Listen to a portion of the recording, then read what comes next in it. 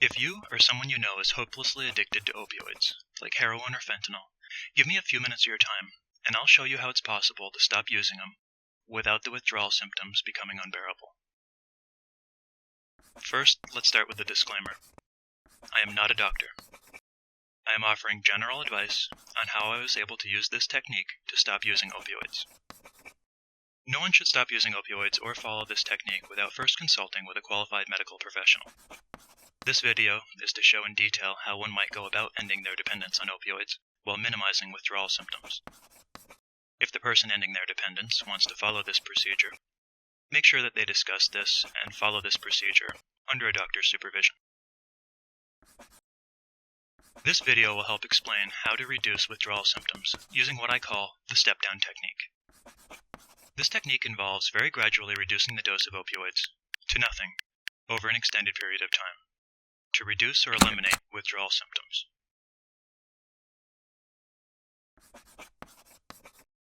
This technique should be followed while under the supervision of a doctor, if possible. Some of the information here is provided to help in areas outside of countries like the United States, where access to a doctor or any qualified medical professional is not always possible. There are many remote countries in the world whose governments don't have the resources to provide doctors and medical treatment for those addicted to opiates. There are other countries that either harshly punish drug addiction or refuse to admit that the country contains any addicts at all. The president of the Philippines, for instance, has recently started executing people for drug charges, and not just the real traffickers. I think everyone, everywhere in the world, should have an equal opportunity to end their dependence on opioids, and thankfully, the internet allows this to happen.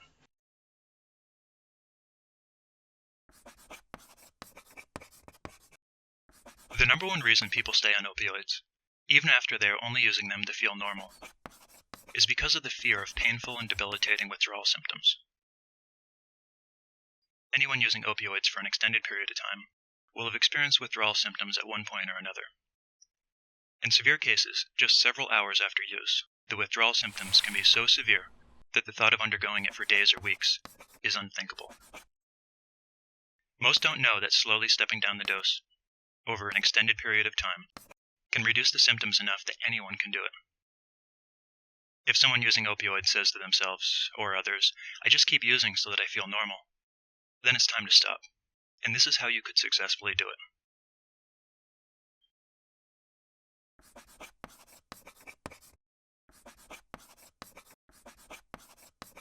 The longer a person uses opioids, the longer it will take for the brain's chemical balance to return to normal, and the longer the withdrawal symptoms will last.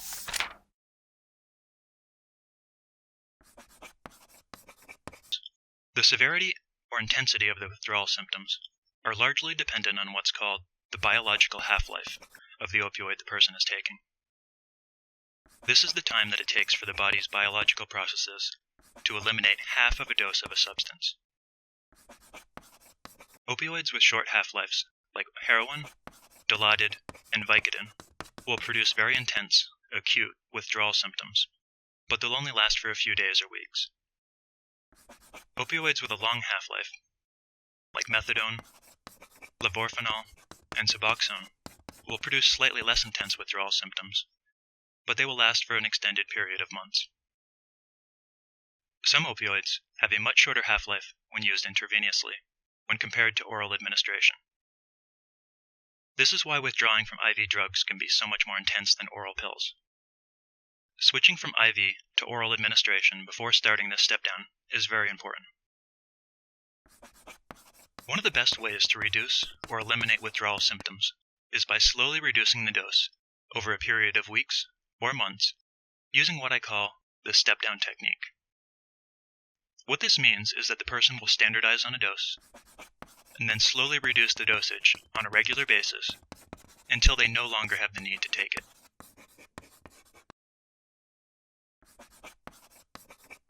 Tips for success. If someone's been using opioids for decades, after making the decision to stop, they may want to get off them as fast as possible, and they may want to go faster than this procedure shows. This will likely result in a failure. Resist the urge for a quick fix, as it will all but guarantee failure. The longer the tapering off period, the less the shock will be on the brain and body, and the less the effects from withdrawal will be. If someone is using opioids intravenously, they should consider switching to oral administration of the opioids before starting the step-down process. IV opioids enter the body faster, which causes a more intense effect over a shorter period of time. This makes both the high and the dangerous side effects more intense. IV opioids are metabolized faster, which requires more frequent dosing, which causes them to be more addictive over a shorter period of time. Always measure the dose of opioids accurately with a milligram scale to reduce the risk of overdosing. If splitting the pill into pieces, make sure to always use a pill cutter. A milligram scale and a pill cutter can be purchased on Amazon. Stopping the use of opioids requires strong will and determination, but don't get discouraged. Everyone can get off opioids, even you or your friend. The only question is what technique will work. Let's take a look at how we would go about using this step-down technique.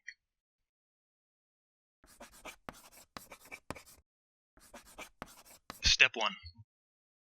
The first step in ending addiction, no matter what form it comes in, is to make the decision to stop. This may sound obvious, but when I ask people if they're ready to stop, the most common answer is, I have to. If they can't say, I'm ready to stop, and mean it, they will likely fail. If this applies to them, stop here, and get them to the place where they are truly ready to quit before moving forward. If someone's quitting for someone else, they will likely not succeed.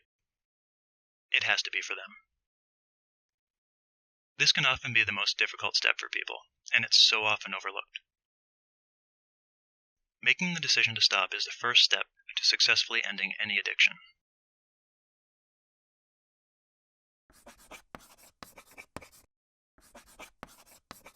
Step 2.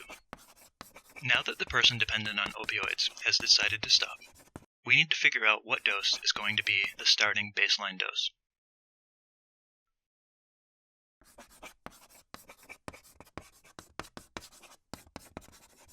The starting dose could be the same as their current daily dose, or it could be slightly less.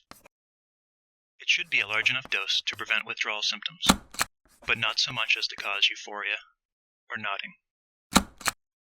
For the next week, the same milligram dose should be given at the same times each day. This will give time for the brain to get used to the new regimen before starting the step-down process.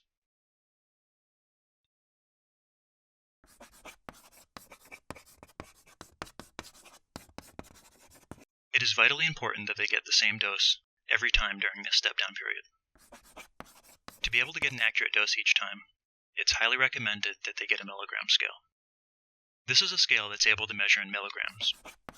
There are 1,000 milligrams in a gram, so eyeing 100 milligrams will be hard. You might get 80 milligrams one day and 100 milligrams the next, which will make the step-down procedure all but impossible. A milligram scale can be found on Amazon or from another online retailer. They're available for around $50. If someone doesn't have the money to buy one, ask a friend or relative. Good family members would likely jump at the chance to help someone they care about stop using opioids.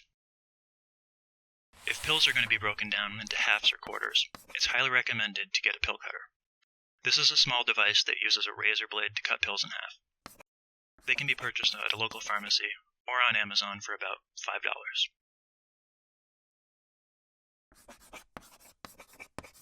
Step 3.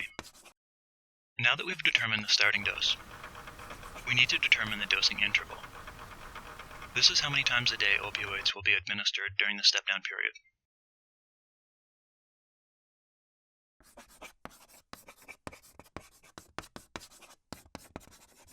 Depending on the opioid that someone's been using, they will need to redose at different intervals.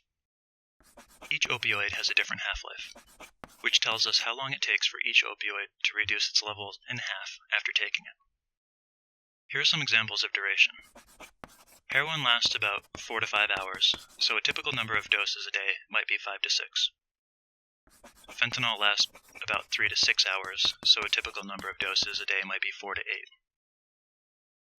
Oxycodone lasts between 6 to 8 hours, so a typical number of doses a day might be 3 or 4. These numbers were all based on oral administration. There are online charts showing the duration for any opioid not listed here. I'll link one below in the description. Determine what the minimum number of doses a day they need to keep from getting withdrawal symptoms. They want to dose as few times a day as possible, but not so few that they experience periods of the day with withdrawal symptoms. Dosing will end up being somewhere between 3 to 8 times a day, depending on the opioid, dose, interval, and administration method.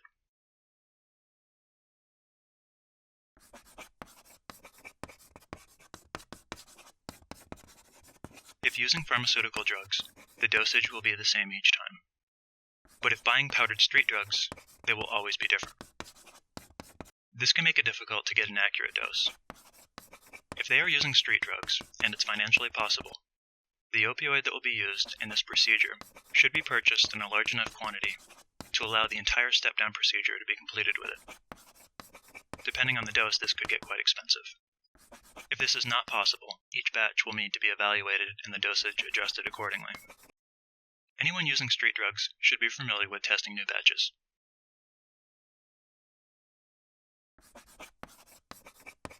Step 4. For the next week, they'll take the exact same dose in milligrams at the exact same time each day. This means they will take the dose determined in Step 2, the number of times determined in Step 3, for 1 week.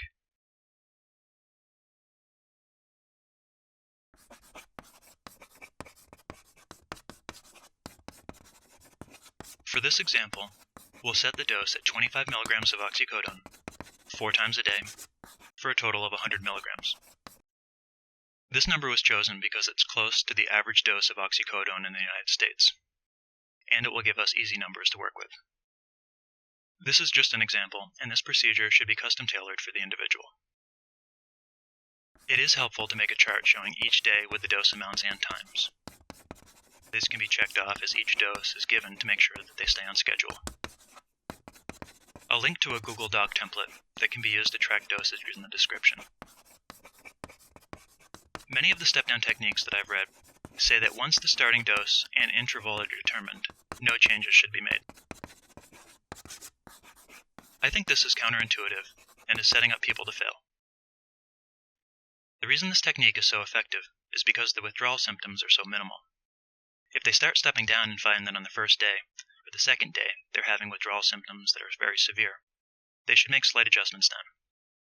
Once they can get through the entire week period without severe withdrawal symptoms, then no increases should be needed to be made. Flexibility here is the key to success. After a week of the same dose, the body should become accustomed to the dose and interval.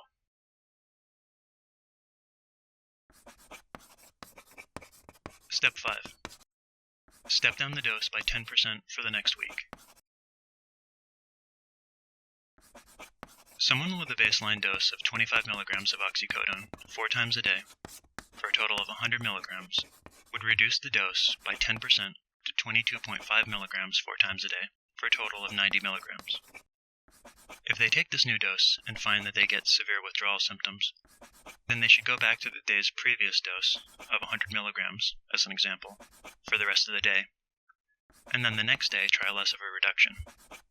If 10% was too much, try reducing it by 5%.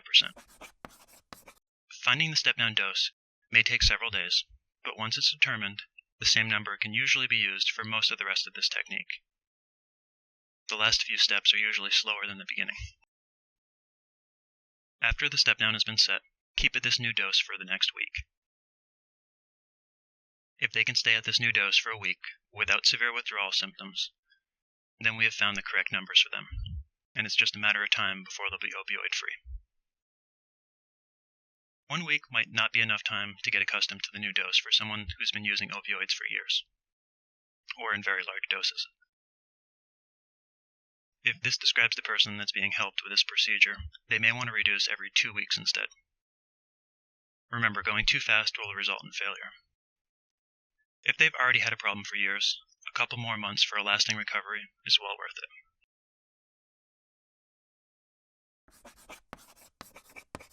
Step 6.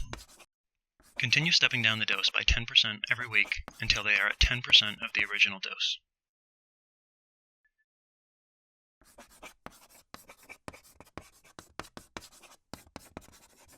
Keep going like this and step down the dose on their schedule.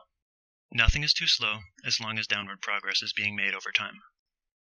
Failure means going back to high levels of potentially lethal opioids, so any decrease or standardization of dose is a good thing. Let's take a look at what most of the rest of the weeks in the step-down procedure would look like. In our example, the individual started at 100 milligrams of oxycodone a day, taking 25 milligrams 4 times a day. In this example, they've already spent 1 week standardizing the dose, and 1 week making the first step down to 90 milligrams. This is now the beginning of week 3. Each week in our example, 2.5 milligrams is removed from each of the 4 daily doses. This reduces the overall daily dose by 10 milligrams each week. If they were able to handle the reduction in dosage the first few times without having unacceptable withdrawal symptoms, then future reductions in this step of weeks 3 through 10 should be no worse. Now that the dose, step-down amount, and step-down interval have been determined, it's just a matter of following the dosage schedule, week by week. Week 3 of this example procedure has them taking 80 milligrams daily. By week 10 of this example, the individual has reduced the total daily dose down to 2.5 milligrams 4 times a day, for a total daily dose of only 10 milligrams of oxycodone. They have now reduced their daily dose by 90 milligrams, or 90%. Congratulate them for making it this far. It took a lot for them to get to this point, and they'll need the motivation to make it through to the final phase. Now that they're at only 10% of the starting dose, it's time to step down the last doses at a slower rate to prevent withdrawal. Now that they're at only 10% of the starting dose, it's time to step down the last doses at a slower rate to prevent withdrawal symptoms.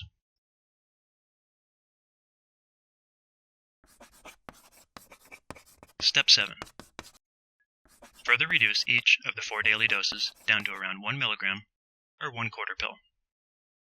Depending on the starting dose, some may already be at around 1 milligram per dose at this point. If this is the case, they can just skip this step.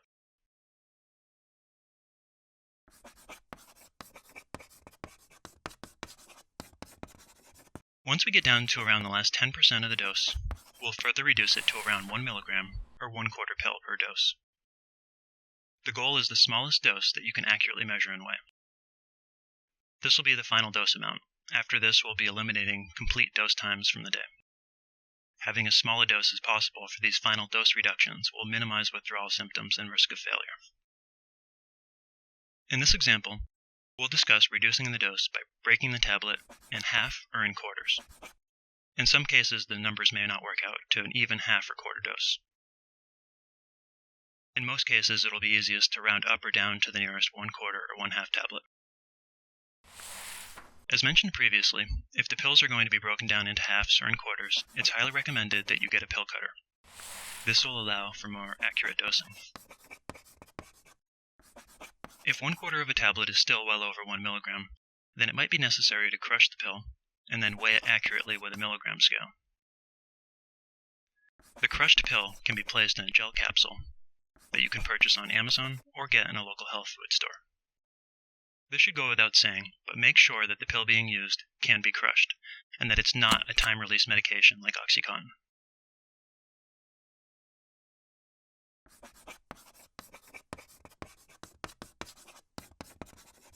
In the last step of this example, they were taking 1/2 pill 4 times a day for a total of 10 milligrams of oxycodone. Reduce each of the 4 daily doses to 1/4 of a tablet or about 1 milligram 1 week at a time. Any one of the 4 daily doses is fine to reduce first. It's recommended that they reduce the second dose of the day so that they get levels back to normal after sleep with the first dose, before the reduced dose.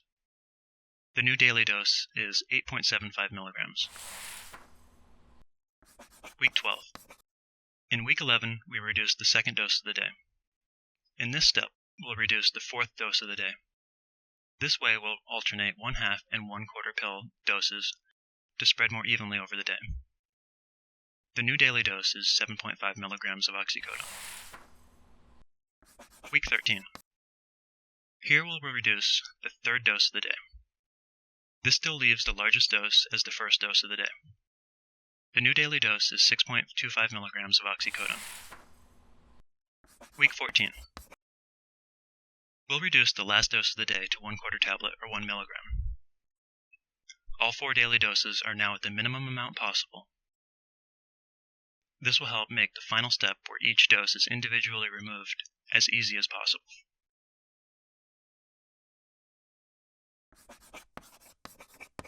Step 8. Eliminate the 4 daily doses one at a time. After making the decision to stop, these final dosage eliminations will be the hardest part of their acute physical recovery. This is another time when they could really use some extra help and support from friends and family.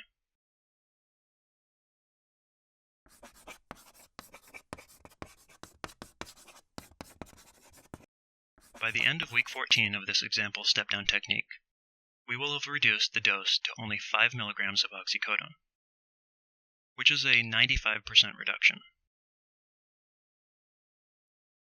If this was done right, the individual should feel the same at this 5% dose as they did at the beginning of this technique, where they were taking 100 milligrams daily. Week 14 ended with 4 1.25 milligram doses each day, with a total daily dose of 5 milligrams. So far, for this entire example procedure, they have been at 4 doses a day. Oxycodone lasts for 6 to 8 hours, so taking 4 doses a day was enough to cover a 24-hour day. Week 15. Now that the total daily dose is so low, each dose is around 1 milligram, it's time to start removing doses one at a time. Extra care should be taken here to ensure that withdrawal symptoms don't increase to unacceptable levels. Even though the dose is now very low, the brain has come to expect a dose of opioids 4 times a day for at least the last 15 weeks. Some people may adapt to the reduced dosing frequency without a problem. Other people may have a real difficult time here. For the first time since the beginning of this procedure, they will have periods of the day where there are no opioids in their system. We'll start by removing the 4th dose of the day that was taken at 12 a.m. This dose was removed so they can have uninterrupted sleep during normal sleep hours. If they take the 6 p.m. dose and then go to bed around 8 p.m., they should be asleep by the time the minor withdrawal symptoms start. They are now only taking a total of 3.75 milligrams of oxycodone a day. Week 16.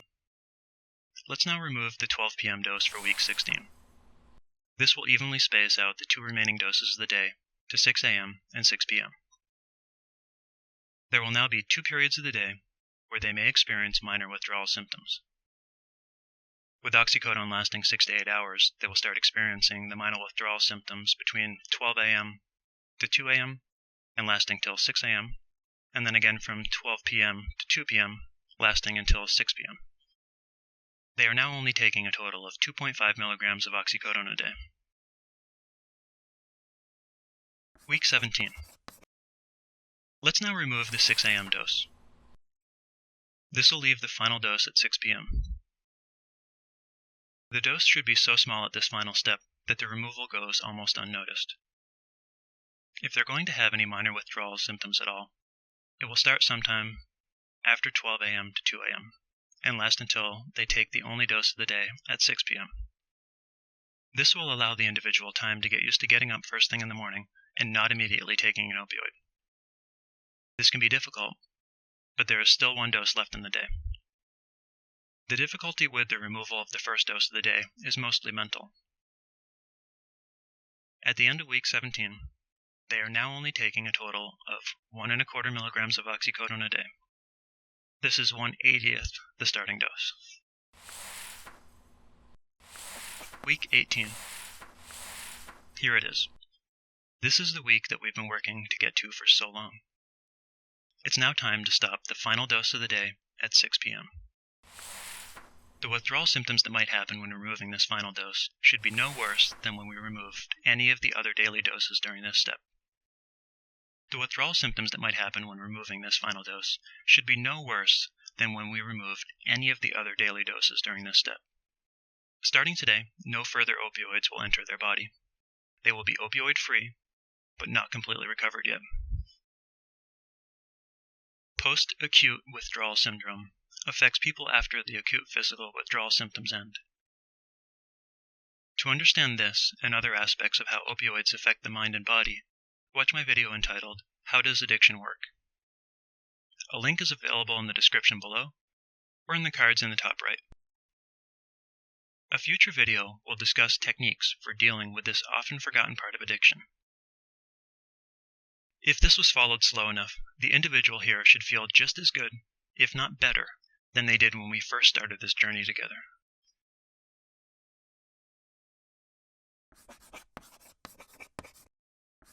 Tips and tricks.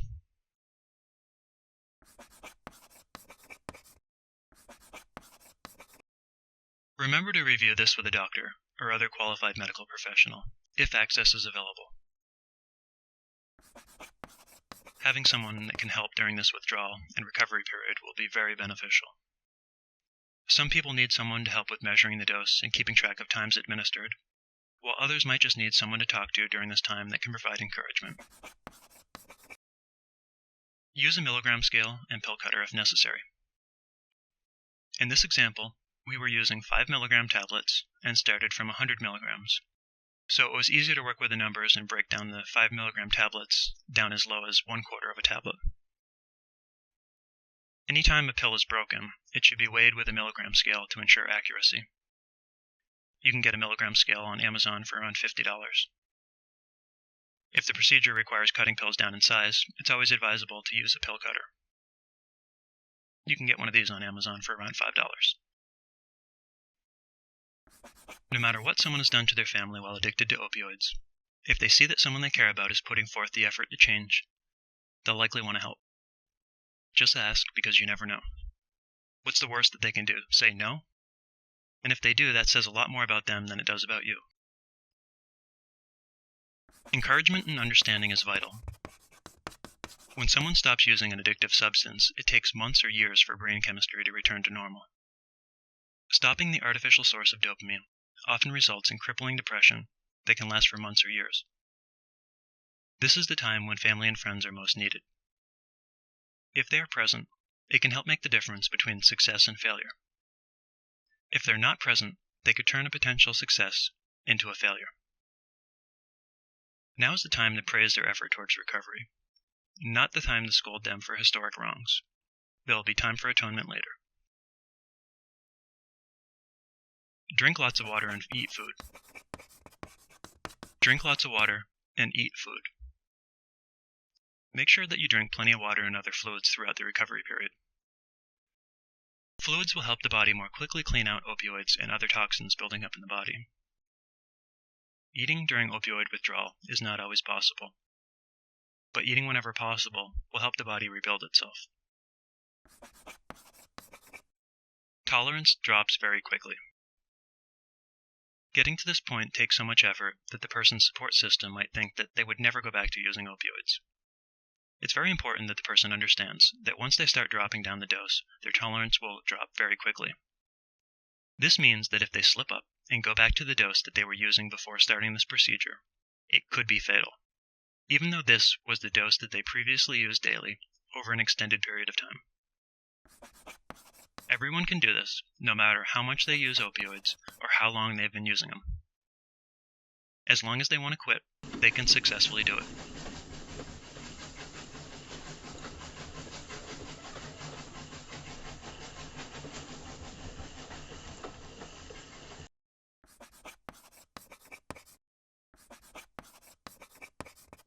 If you found the content helpful, please give this video a thumbs up. If you like what you see and you want to see more, please support this channel by selecting the subscribe button. If you know someone suffering from addiction, please share this video with them to help. This video should have helped explain how to use the step-down technique to stop the use of opioids while minimizing the painful withdrawal symptoms that so often cause people to fail. Do you have any questions that were left unanswered? Do you have any suggestions for changes that could help make this video even more helpful, clear, or informative? Do you have a personal experience with ending addiction that you think would help others? If you successfully use this technique to stop using opioids, please let us know about your starting dose, the number of weeks spent stepping down, and a little about how easy or difficult it was for you. I would love to hear from you in the comments section below. Your story of addiction could be the one that helps someone else end theirs. If you haven't watched my video, How Does Addiction Work? And you want to know more about what causes addiction in the brain, then watch the video by selecting it here.